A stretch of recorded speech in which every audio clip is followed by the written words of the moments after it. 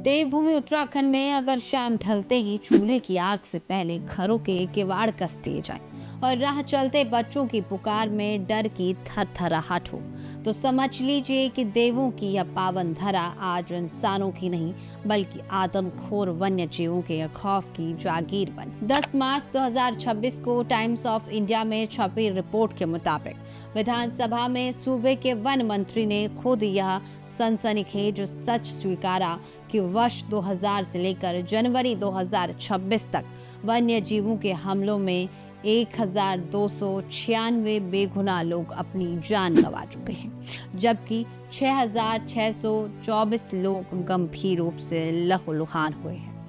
आंकड़ों का यह कटु सत्य चीख चीख कर कह रहा है कि यहाँ सबसे बड़ा काल तेंदुआ साबित हो, जिसने कुल मौतों में से 42 से 43% यानी 548 मासूमों को अपना निवाला बनाया।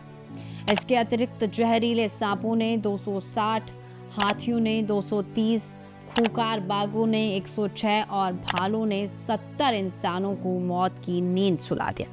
जख्मों का हिसाब देखें तो इसी दौर में तेंदुओं ने 2167, भालुओं ने 2023 और हाथियों ने 234 बेबस ग्रामीणों को बुरी तरह घायल किया।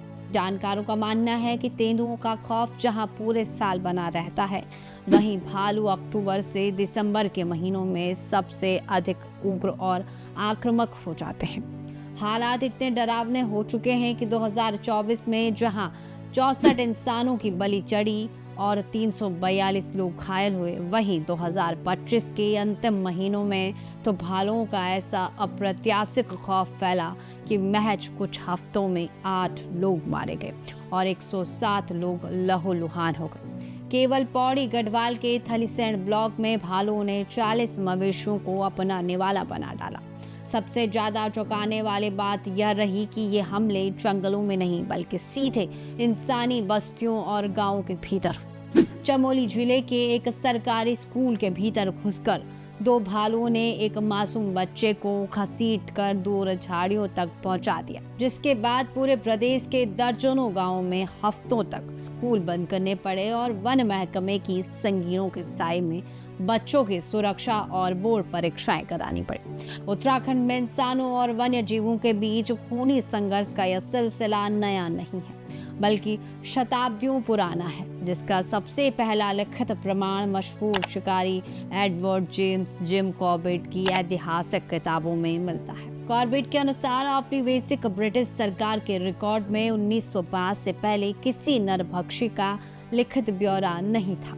इतिहास की पहली दर्ज आदमखोर चंपावत मैन ईटर बाघिन थी, जिसने पहले नेपाल में 200 इंसानों का शिकार किया और वहां से भगाए जाने के बाद चंपावत के जंगलों को अपना अड्डा बनाकर 12 मई 1907 को कॉर्बेट की गोली का शिकार होने से पहले कुल 434 बेगुनाहों को मौत के घाट उतारा। इसी दौरान पनार के आदमखोर तेंदुए का आतंक शुरू हुआ, जिसने 1910 में मारे जाने से पहले 400 लोगों की बलि ली और जिसकी गूंज ब्रिटिश संसद तक सुनाई। इसके बाद 1918 से 1925 के बीच रुद्रप्रयाग के कुख्यात तेंदुए ने 125 लोगों को मार गिराया, जिसकी दहशत का जिक्र America, Britain, Canada, Australia, New Zealand और दक्षिण अफ्रीका के अखबारों में प्रमुखता से हुआ। ब्रिटिश काल की फॉरेस्ट ग्रीवांसेज कमेटी की रिपोर्ट 1921 में भी साफ लिखा गया था कि आधिकारिक पाबंदियों और बंदूकों के लाइसेंस न मिलने के कारण लाचार ग्रामीण वन्य जीवों के सामने पूरी तरह निहत्थे हो गए थे। उस दौर के कड़े कर्फ्यू का मंजर बयां करते हुए जिम कॉर्बेट ने लिखा था कि 500 वर्ग मील में फैले 50,000 ग्रामीणों और हजारों तीर्थ यात्रियों के लिए सूरज का ढलना किसी बुरे सपने जैसा था। जैसे ही शाम की परछाइयां लंबी होती, घास काटती औरतें बदहवास होकर ढलानों से नीचे उतर रोते बिलखते बच्चों को चिंतित माताएं पुकारने लगती और रात होते ही समूचे गढ़वाल में ऐसा भयावह सन्नाटा पसर जाता कि लोग दरवाजों पर अतिरिक्त सिटकनियां ठोक लेते।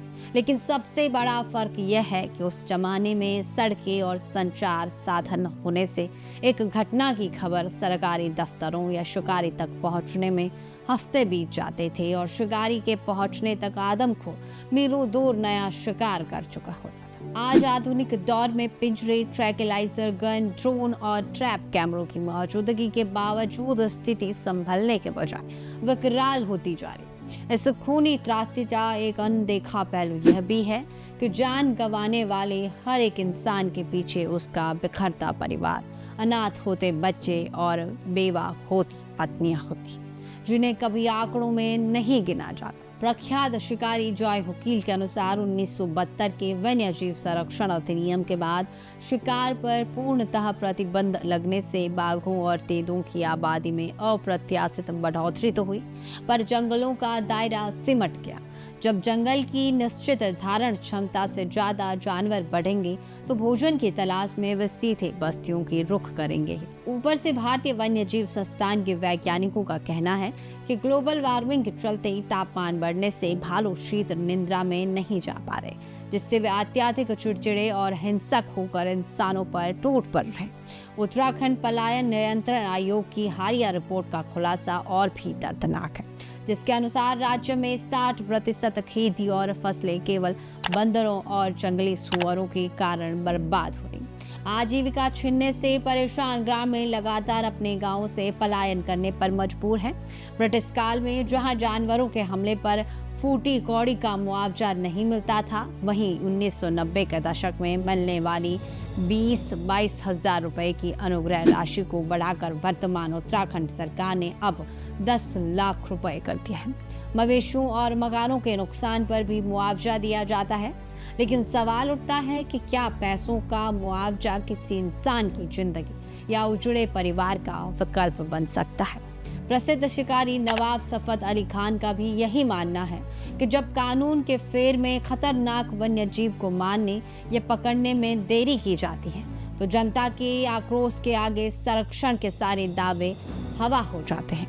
आज सबसे बड़ा प्रश्न यह है कि इंसानी जिंदगी और वन्य जीवों की सुरक्षा में से किसे प्राथमिकता दी जाएगी। जब गांवों की धारण क्षमता खत्म हो चुकी है तो अतिरिक्त जीवों को मारना, नसबंदी करना या दूसरे जंगलों में भेजना ही एकमात्र व्यावहारिक समाधान बचता है।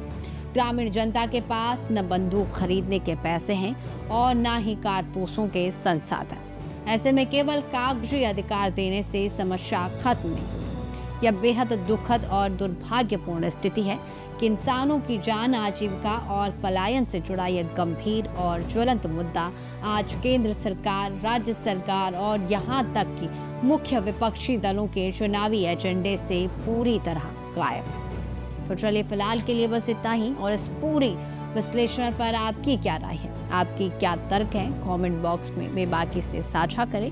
और आपको ये वीडियो पसंद आया तो लाइक करें और अपने प्रियजनों के साथ ज़्यादा से ज़्यादा शेयर करें।